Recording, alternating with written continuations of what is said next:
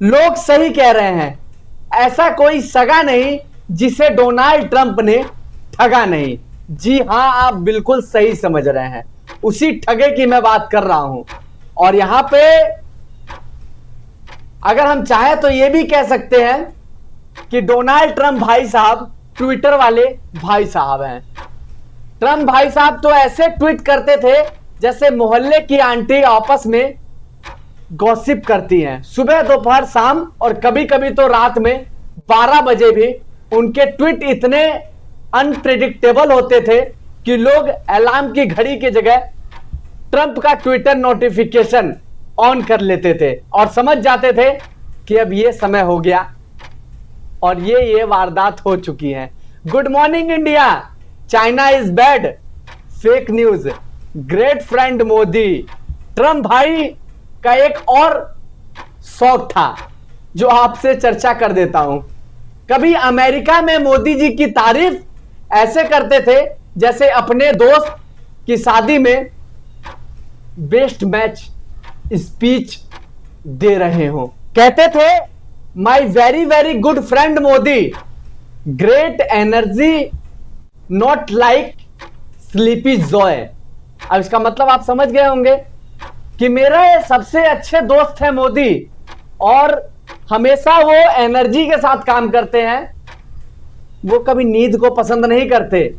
और भाई, जितनी तारीफ ट्रंप ने मोदी जी की उतनी तो लड़के अपनी शादी में बायोडाटा में भी नहीं लिखते हैं। कभी कभी लगता था कि ट्रंप के ट्वीट पासवर्ड में NAMO 2024 होगा, मतलब समझ गए, नरेंद्र मोदी उनका फोन का पासवर्ड होगा। 2019 में एक स्टेडियम में दोनों हाथ में हाथ डालकर और मोदी जी बोले, अब की बार ट्रंप सरकार। बस उस दिन अमेरिका के डेमोक्रेट्स के दिल टूट गए और ट्विटर ट्रेंड बन गया। ट्रंप भाई साहब भी बिल्कुल पीछे नहीं रहे, बोले India has a true friend in the white house.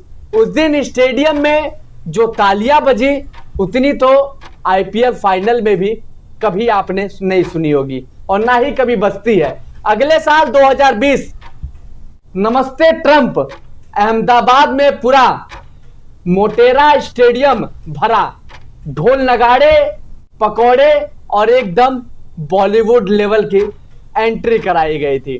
Trump बोले, India is amazing specially the samosa, यानी इतना प्यार की पॉलिटिक्स से हटकर खाने की तारीफ की। उस वक्त लग रहा था यह दोस्ती हमेशा अमर रहेगी, जैसे शोले में जयवीरू की दोस्ती हो। बस फर्क इतना था, जयवीरू के पास बाइक थी और इन दोनों महानुभावों के पास एयर फोर्स 1 और एयर इंडिया 1। फिर एंट्री होती है ऑपरेशन सिंदूर की, जहां हो जाता है बहुत बड़ा खेला और डोनाल्ड ट्रंप भाई साहब का मुंह फूल जाता है। संसद में बड़ी बड़ी बातें हुई, लेकिन उसमें ट्रंप का नाम कहीं नहीं था। अब मीडिया में खबर आई, ट्रंप भाई गुस्से में है, सोच रहे होंगे इतना सब किया, स्टेडियम भरा, समोसा खाया और नाम भी मेरा बिल्कुल नहीं लिया। लेकिन राजनीति में नाम से ज्यादा टाइमिंग मायने रखती है साहब, और टाइमिंग मिस हो गई तो ट्विटर आ जाता है सैड वेरी अनफेयर। फिर ट्रंप व्हाइट हाउस से बाहर मोदी जी नए दोस्त के साथ फोटो खिंचवा रहे हैं, कभी बाइडेन, कभी मैक्रो, कभी पुतिन से। ट्रंप के ट्विटर पे भी अब राजनीति से ज्यादा ट्रू सोशल के लिंक दिखते हैं। लेकिन एक बात पक्की है, चाहे दोस्ती पॉलिटिकल थी या पर्सनल थी, इसकी जुगलबंदी ने दुनिया को दिखा दिया कि इंटरनेशनल रिलेशन सिर्फ मीटिंग रूम में नहीं, स्टेडियम में भी बनाई जा सकती है या फिर बन सकते हैं। सही कहावत है, ऐसा कोई सगा नहीं जिसे डोनाल्ड ट्रंप ने ठगा नहीं। अब भाई साहब को लग ही रहा है ऑपरेशन सिंदूर में आखिरकार जब मैंने सीजफायर करवाया तो मेरा नाम क्यों नहीं लिया मोदी जी ने? मोदी जी को साफ तौर पे कह देना चाहिए और सारा श्रेय दे देना चाहिए डोनाल्ड ट्रंप को कि सीज फायर जो करवाया गया वो डोनाल्ड ट्रंप भाई साहब नहीं करवाया। अब भैया मोदी जी की भी गलती है, कह देना चाहिए कि अमेरिका देता है तभी तो हम खाते हैं, अमेरिका नहीं देगा तो हम कहां से खाएंगे। अब इतना कहने में क्या ही जा रहा था मोदी जी। अब भैया गुस्सा तो भारत को झेलना ही पड़ेगा। डोनाल्ड ट्रंप साहब ने लगा दिया है 50% का टैरिफ और अब लोग इससे भुगतेंगे जरूर। लेकिन डोनाल्ड ट्रंप साहब ये मत समझिए कि भारत आप ही के ऊपर टिका हुआ है।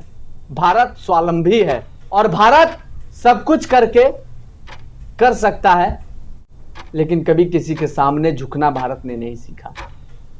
दिखा दिया भारत ने कि किस तरीके से उस पाकिस्तान को, भूखे नंगे भिखमंगे देश को मुंहतोड़ जवाब दिया जाता है।